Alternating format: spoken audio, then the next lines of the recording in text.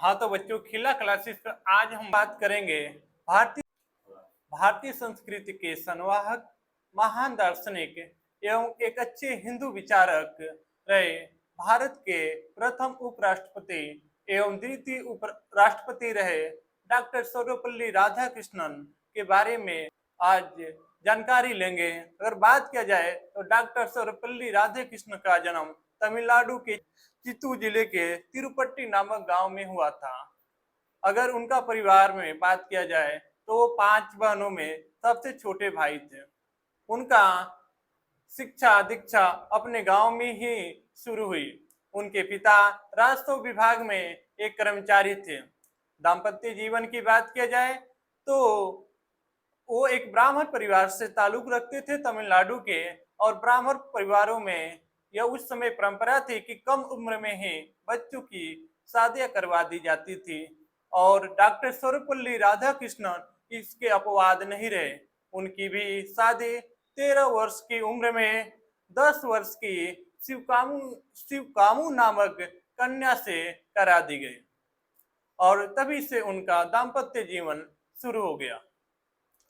और उन्होंने एमए की पढ़ाई के बाद अपना अध्यापन कार्य शुरू किया। डॉक्टर सर्वपल्ली राधाकृष्णन के राजनीतिक जीवन की बात किया जाए तो वो 1947 से लेके 1949 तक भारत के संविधान सभा के सदस्य भी रहे। उसके बाद डॉक्टर सर्वपल्ली राधाकृष्णन का राजनीतिक जीवन की बात किया जाए तो वो 1947 से लेके 1949 तक भारतीय संविधान सभा के सदस्य रहे। सोवियत संघ के उस समय भारतीय राजनयिक विजय लक्ष्मी पंडित हुआ करती थी।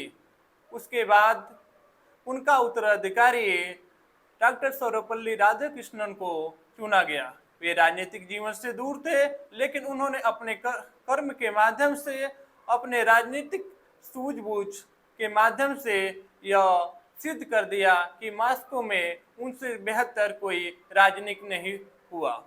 अगर हम उनकी बात किया जाए तो जब वो आपके मास्को से 1952 में भारत में आए तो भारत के प्रथम प्रधानमंत्री पंडित जवाहरलाल नेहरू ने यह घोषणा करते हुए सबको चौंका दिया कि भारत के प्रथम उपराष्ट्रपति डॉक्टर सर्वपल्ली राधाकृष्णन होंगे। इसके बाद लगभग 2 बार यानी 1962 तक वो देश के उपराष्ट्रपति रहे। उसके बाद वो देश के राष्ट्रपति पद पर भी आसीन हुए।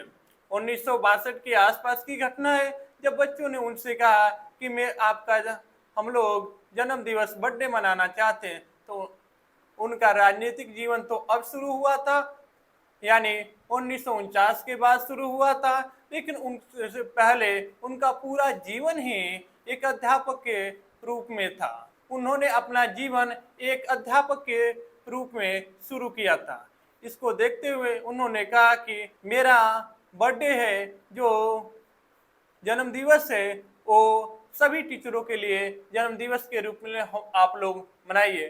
तभी से पूरे भारत में डॉक्टर सर्वपल्ली राधाकृष्णन के बर्थडे को हम लोग टीचर डे यानी 5 सितंबर को हम लोग टीचर डे पूरे भारत में मनाते हैं। उनकी राजनीतिक और शैक्षिक उपलब्धियों को देखते हुए भारत के प्रथम राष्ट्रपति उनको सन 1954 में भारत के सर्वोच्च सम्मान भारत रत्न से सम्मानित किया।